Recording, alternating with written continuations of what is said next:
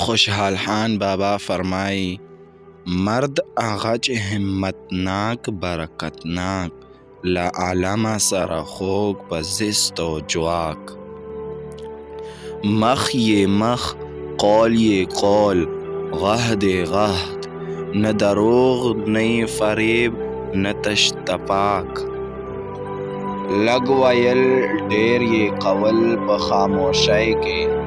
د غونچې غوندې خوله ډکه سینه چاک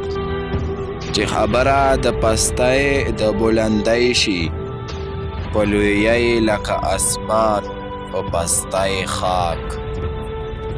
لکه ګل شګفته روی تازه په باغ کې همیشه د ښو بلبلو پرې بلغاک چې دا هسې ویل که زه حیران یم چې خوشحال راوړه له کومه دا ادراک